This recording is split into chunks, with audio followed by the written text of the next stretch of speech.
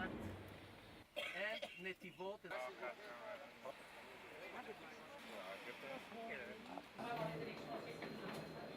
היום יותר מתמיד אנחנו זקוקים לקשר הזה עם הקהילות בחוץ לארץ ובעיקר באירופה, והביקור שלכם והקשר הזה מבטא את האכפתיות ואת החשיבות שאתם רואים בחיים שלנו כאן בישראל.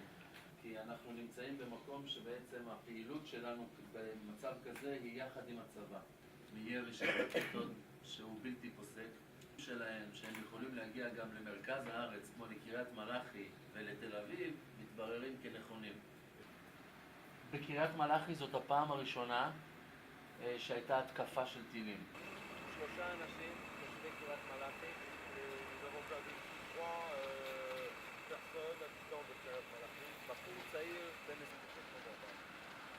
בכל מקרה, החוויה הזאת היא חוויה קוראים טילים 9 שנים מ-2003. כל זה נפסק, והרבה פרויקטים יפים שהיו צריכים לקום בעזה נפסק ברגע שחמאס כבשו את עזה, נתנו פקודה לעיריית עזה לא לדבר איתי יותר. אז כפי שאמרתי, ירו טילים מ-2003 עד 2008, ירו 150 טילי גראד על אשקלון, כל הטילים נפלו באשקלון. עשו חצי בית ספר. מזל הטיל היום שבת ב9 בבוקר, אם היו יורים יום לימודים, היו הרבה ילדים הרוגים ופצועים. 200 טילים מעופר יצוקה עד היום לפני המלחמה. Bienvenue à Sderot. העיר שדרות במשך 12 השנים האחרונות נתונה למעשה למתקפות כמעט יומיומיות של טילים מרצועת עזה. והדבר הקשה ביותר, יש לנו 7,300 איש נפגעי טראומה, 6,000 מהם שמטופלים טיפול תרופתי. במשך 12 שנה נחתו על שדרות למעלה מ8,000 טילים. הבעיה צריכה להיפתר בסופו של דבר בדרכים מדיניות דיפלומטיות באמצעות דו-שיח ישיר או עקיף עם מי שמנהל את העם. במכתב שעובר דרך שר החוץ של שווייץ לראש העיר בעזה, וביקשתי שניפגש לא בנושאים מדיניים, אלא בנושאים של איכות חיים ושל ניהול עיר ושל מערכות חינוך ושל מערכות רווחה של התושבים. אני רוצה לומר לכם שעד היום לא קיבלתי תשובה. מה שרואים באמצעי התקשורת בעולם זאת לא המציאות האמיתית כאן.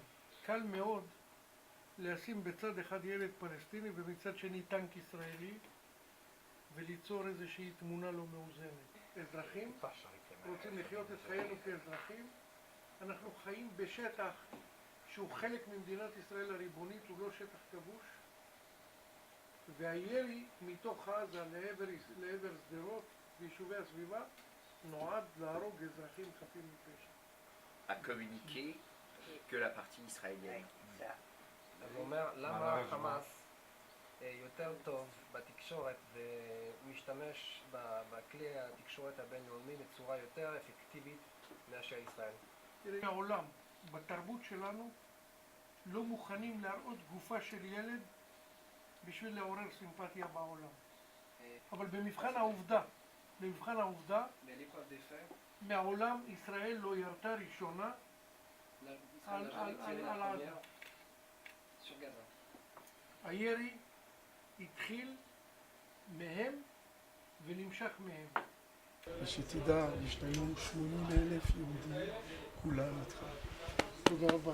אחת התוצאות ההרסניות ביותר של 12 שנות איבה זה לא רק 12 ההרוגים ומאות הפצועים, זה למעלה מ7,300 נפגעי טראומה, בתוכם 520 ילדים. חלק גדול מהם, כ5,000 מטופל טיפול תרופתי. אלה תוצאות הרסניות לעיר שמונה סך הכל 24,000 תושבים. זאת העיר היחידה, אני חושב, בעולם שמעסיקה פסיכיאטרים כדי לטפל בתוצאות ההרסניות של פעולות האיבה האלה. אנחנו לא צריכים לשכוח שהחמאס יורה והירי שלו מכוון לאוכלוסייה אזרחית שנמצאת בחלק הריבוני של עם ישראל.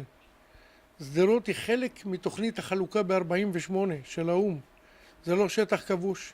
אין בעזה מילימטר אחד כבוש ואין להם על מה להלין. בסך הכל המטרה היא הרג, רצח ופגיעה באזרחים חפים מפשע. זאת המטרה של החמאס, ואת זה כל העולם צריך לדעת ולא לשכוח אפילו לא לרגע. Qu'elle est contrôlée par des ordinateurs. Si quelqu'un est Eh ben voilà, beaucoup d'émotions. Je vois enfin ce que vivent ici les habitants. C'est une tragédie au quotidien, vraiment au quotidien. Bien sûr, parce que là on le vit vraiment, on touche du doigt la réalité. Mais ce qui est extraordinaire, j'ai vu quelques maires, j'ai vu le maire de Ashkelon, celui de Sderot. Et malgré les bombardements, ils continuent à espérer, à dire oui, on essaye de dire aux maires de Gaza de venir faire la paix, pas de la paix, pas de politique, mais s'aider mutuellement, on est prêt à les aider. Et ça, c'est un langage qui touche. Donc forcément, il y a beaucoup d'espoir, mais la réalité est tout autre, malheureusement. Donc on a les bras qui nous en tombent, quoi. Ce que je vois aujourd'hui, c'est un peuple qui a peur, qui est fatigué de se battre. Mais ce qui me frappe beaucoup, moi, en tant que Française, c'est que les informations que l'on nous donne ne sont pas du tout la réalité qui est vécue par les Israéliens. Par exemple, en France, on ne sait pas que depuis 8 ans, les roquettes pleuvent sur Ashkelon. On ne sait pas que de 2 ans avant ce qui vient de se passer, il y en avait tous les jours ou presque. Et ça, on ne le sait pas en France. On a l'impression que tout est de la faute d'Israël quand on écoute les informations. Et moi, c'est ça qui me frappe vraiment, parce que c'est faux. Et je crois que quand on cherche la vérité, on doit toujours donner les 2 parties de cette vérité. Voilà. Je la crois tout à fait vraie, monsieur vient de nous l'expliquer. C'est vrai que compte tenu du silence d'aujourd'hui, quand on imagine qu'il y a à peine 2 jours, c'est-à-dire moins de 48 heures, les bombes pleuvaient à cet endroit et on voit, quand on est ici, que Sderot est à quelques secondes sur des tirs de roquettes, Ashkelon également. C'est vrai qu'on se rend compte encore plus, même si moi j'étais déjà venu et que je connaissais, à quel point l'étroitesse de ce pays fait que tout ça est vraiment très très compliqué et très difficile. Et c'est terrible. In Europa spesso non si ha un'idea della realtà che si capisce solo vedendola davvero. לפני יומיים ו4 שנים אחורה היה אסור לעמוד פה, כי יש פה צלפים. איך הוא מרגיש עם זה שמאחורי הגב שלו, ויש פה ילדים שגרים, יש פה צלפים שיורים כל יום. E questo è terribile ed è emozionante. E serve proprio a dimostrare come chi in Israele, qui noi siamo in un kibbutz dove delle persone lavorano pacificamente la terra, dove ci sono delle famiglie, dei bambini che non fanno nessun atto di guerra, vivono a pochi metri dalla morte, a pochi metri dal terrore portato consapevolmente contro persone disarmate, contro persone pacifiche.